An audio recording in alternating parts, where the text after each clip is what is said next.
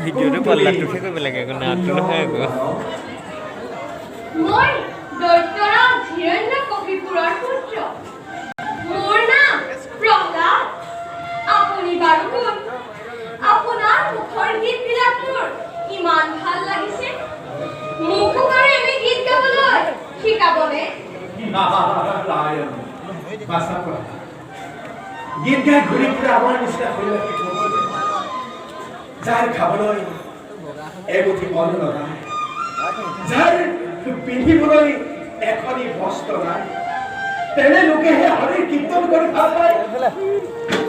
কিন্তু তুমি হলে দৈত্যপতি হিৰণ্যকশিপু সেই ৰাজকীয় সম্ভোগৰ মাজত থাকি কিবা অৱস্থা ৰজাৰ ল'ৰা হলে হৰি কীৰ্তন কৰা বেয়া বুলি আপোনাক কোনে ক'লে ৰজাৰ ল'ৰা হলেও হৰিৰ কীৰ্তন কৰিব পাৰে সঁচা কিন্তু তুমি হলে দৈত্যপতি হিৰণ্যকশিপুৰ পুত্ৰ তোমাৰ পিতৃ হৰিৰ মহাশত্ৰু তুমি হৰিলে ল'লে তোমাৰ পিতৃ তাৰ বাবে আপুনি চিন্তা নকৰিব মই মোৰ পিতৃ বুজাম তেওঁ মোৰ কথা নিশ্চয় মানিব কাৰণ তেওঁ মোক বৰ মৰম কৰে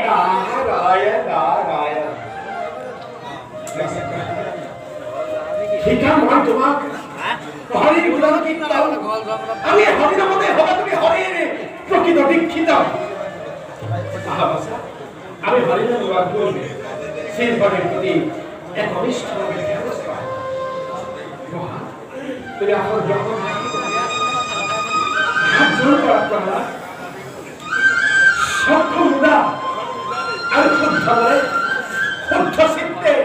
সেই নিৰাকাৰ নিৰ্গুণ পৰম হৰিকে হৃদয়ত আৰাধনা কৰা আৰু গোৱা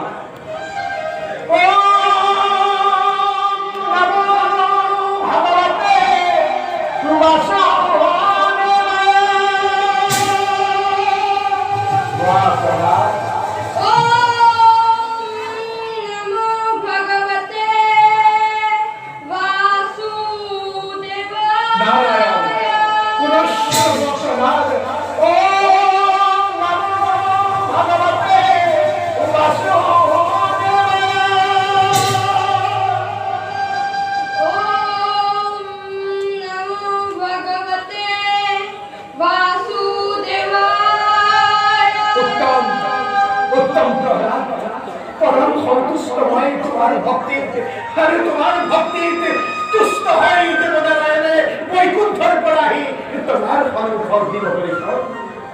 পূৰ্ণ হ'ব তোমাৰ মনৰ কামনা উঠা আছা এতিয়া মই তোমাক দুই এটা হৰি গীত কীৰ্তন কৰি হৰি নামে হৰি নামে বাবা হরি নামে হরি নামে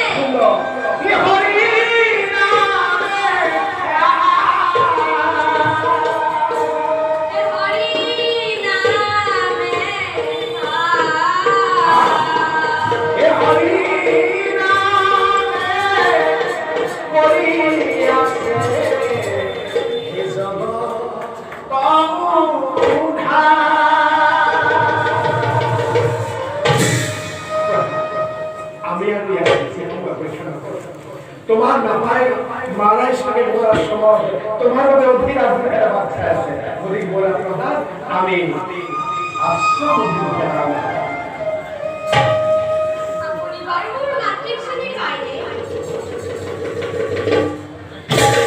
এই কথা তুমি